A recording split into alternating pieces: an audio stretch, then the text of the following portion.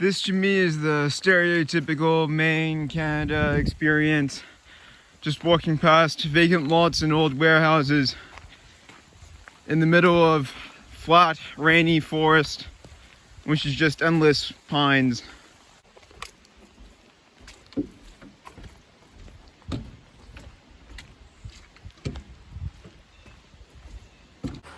Been sitting in the shelter for the last hour, just waiting out this rainstorm. Weather really isn't the best, but apparently it's going to improve. But yeah, for now it's just been raining all morning. So far today, the only people I've seen using this road are 2 ATVs, and that's pretty much it. It's a very quiet rail trail. I haven't seen anyone walking on the IAT itself the entire time. I've seen a few day hikers a few days ago, but they were walking up a mountain next to the IAT. They weren't walking the IAT, so yeah, met absolutely no one hiking this trail so far.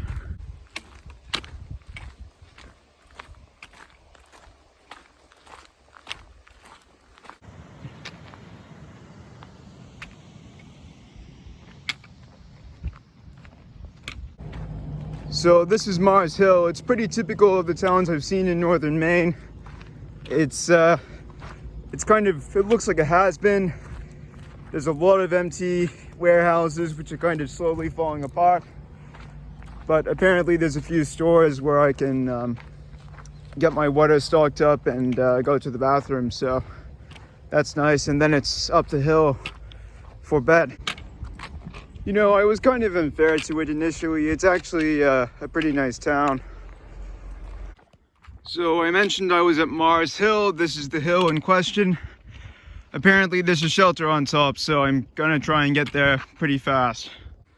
I think I've seen more American patriotism on display out here than I have pretty much anywhere else in the States. So this is Mars Hill Shelter. Really nice shelter, one of the best I've seen on the IAT so far. And this is the site of America's first sunrise, apparently. I actually set my alarm for the sunrise this morning, and it wasn't incredibly great because it was just as foggy as it is now. So yeah, this is it. Lots of wind farms, as you can hear. I was going to launch my drone, but the fog killed any hopes that the wind turbines didn't. So I'm just going to start going on the trail today. Looks like the border is not that far away. 5 miles. I think I'll have to call the border guards to let me know they're coming. It's kind of crazy seeing these wind turbines in the fog. They're absolutely massive. Well, this road is nice. I kind of hope it continues this way. I called Border Patrol to let them know I'm coming. They were very nice. And they should be paying me a visit once I'm actually on the borderline. But that's to be expected. The trail has been pretty badly marked through this section. See, there were absolutely no signs at this intersection showing that I should turn this way.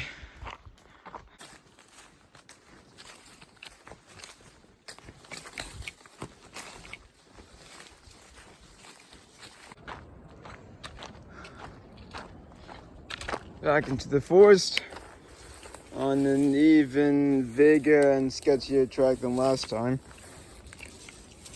I'm gonna get there though. This bushwhack is pretty tough, really uneven ground underneath all these weeds. I think it's the least traveled, like the vaguest trail I've been on all year. Even more vague than the Coosa Trail, more vague than anything I did in Katahdin Woods and Waters, anything I did even sneaking out of Baxter State Park. There's just nothing here practically. There's a bit, but not very much except for these blue ribbons. That's quite the dead end, isn't it?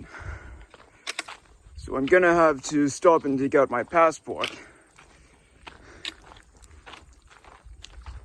I could just show them my driver's license, but my driver's license is Australian, so probably not. Welcome to the slash. So if you're wondering where the border is, my trekking poles are now in Canada and they're now in the United States. That clearing just keeps on going on. That's how you know it's the border.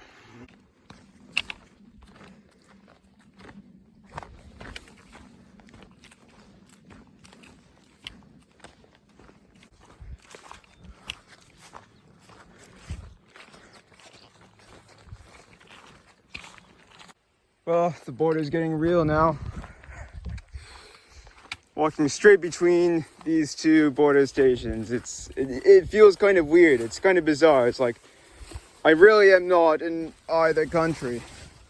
Oh my god, this overgrowth has gone so bad. Yeah, this is the worst of it I've seen so far.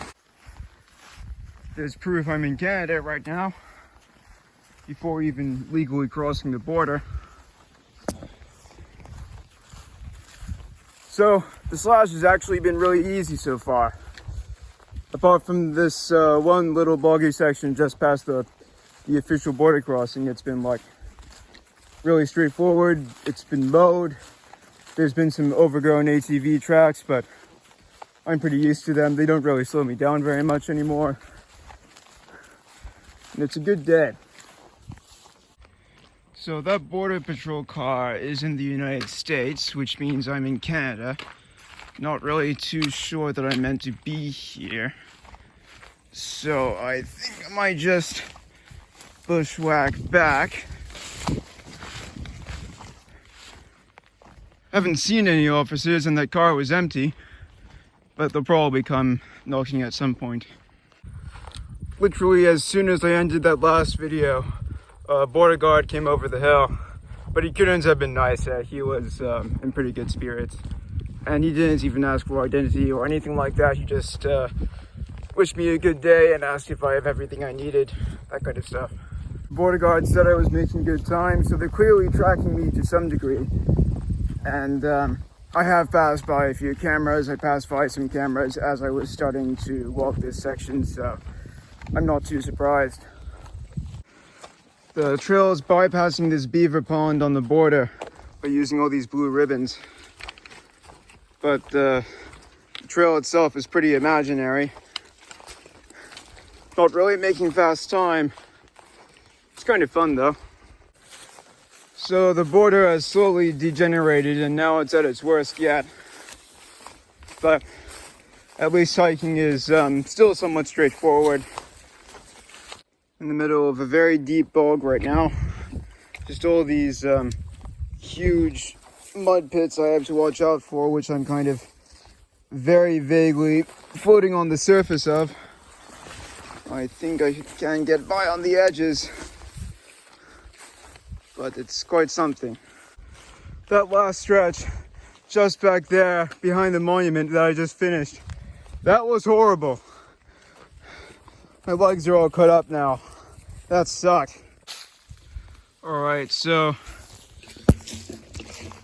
this is finally where I stop walking along the slash. Good riddance because, you know, a lot of it, especially toward the end, was very overgrown. That being said, I think I'll remember that. The slash is definitely a section I'm going to have mixed feelings about. It's kind of like Florida in that, you know, I'm really, really happy I did it. But at the same time, I'm not sure I'd feel like doing it again. I notice that the closer to the border I get, the more American flags I see flying outside of every house. By the way, if you see that thing way over there, pretty sure that's the border. I've done a lot of border crossings today, but this is the only one that counts. Right now I am officially entering Canada and I'm leaving the United States for the last time. That's it. I've traversed the entire United States. I mean, sure, it was on the East Coast, but I think I went a further distance than it is from New York to LA, so I'll count that. Goodbye, United States. Thank you for all your good times. Let's go to Canada.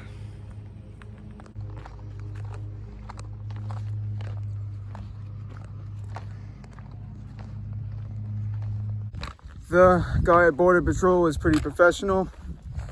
Not really much to say about it. He just asked me about a few things, like about what my itinerary in Canada was and when I was planning to leave, and I showed him my flight booking and I gave him my passport, and ultimately he let me through. It took maybe about 5 minutes. He did seem a bit weirded out about a few things in the interaction. I think mainly because I do live in Australia and I'm hiking with a pack instead of, just driving across the border. But he didn't ask any questions about that. Here's something that threw me completely for a loop. So if you see that sign, "Welcome to New Brunswick," I just made it a beeline for that, just going into the country and then checking where I was going to go within that country. But actually it turns out that I have to go back around Canada Customs, back toward the American Customs, and then take this road up out into Canada, which is sort of convoluted, and it turns out I walked like 5 minutes in the wrong direction. I just passed a bunch of Amish people who were talking in what I believe to be Canadian French. That's the most bizarre thing. Like, that's not exactly the language I picture them speaking, but yeah, they were. Two immediate changes once I'm across the border that I've already noticed so far. First of all, I'm back to metric. Second of all, there are no flags anywhere. So to say the New Brunswick section of the IAT is underdeveloped would be an understatement.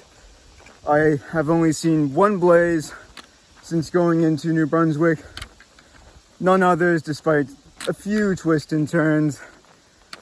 I get the impression it's going to be paved roadwalk or gravel roadwalk for the vast majority of the distance. So kind of like the Alabama roadwalk all over again, in distance as well as in terrain, except potentially even less marked than the Alabama roadwalk, possibly less traveled as well.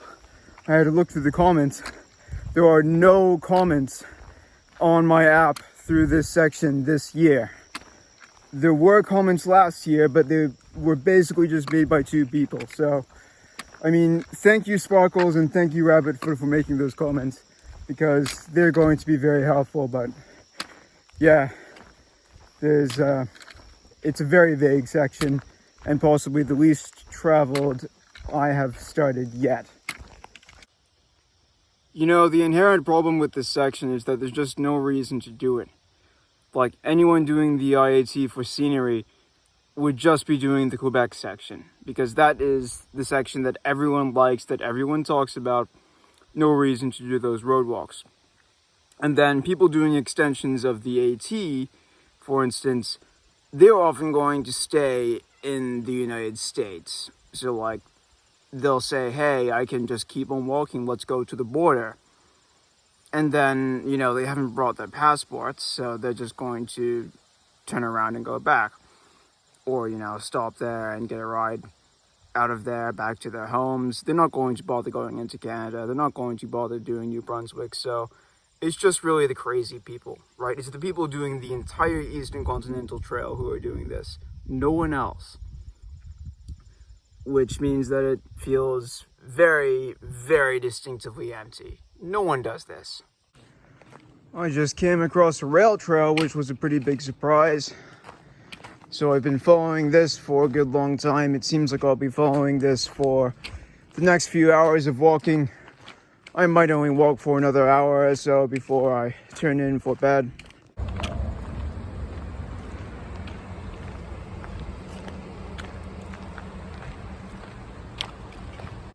Found this funny little campsite by the side of the ATV trail. It's just too good to pass up, so I'm camping here. I'm not really sure what this is for. Some lady on the roadwalk was telling me that the Trans-Canada Trail passes through, so maybe this is an official campsite for that. I have not seen any signs for that. I have only seen about 2 signs for the IAT. So I'm not really sure what this is about. By the way, the accents have changed a lot. They've become a lot more Canadian very quickly. I was pretty surprised by that. Here, following the Trans-Canada Trail into town. I'm wondering how much of the Trans-Canada Trail is like this. I'm not really sure it would be a trail I'd want to do. She said, okay, but she said, my God almighty, do something. I was sitting inside that Tim Hortons for the vast majority of the day, just powering up my stuff, watching YouTube videos. It is gonna mean I'm gonna have a pretty short day, but I think I deserve it. I've been going hard every single day for such a long time. I think the last time I've had a day both this short and this easy really was, I think, Connecticut when I was zeroing with my parents. So yeah, it's been months. The next 5 days besides this one look like really good weather. So I'm gonna try and see if I can get across all of New Brunswick within that time and start inside Quebec.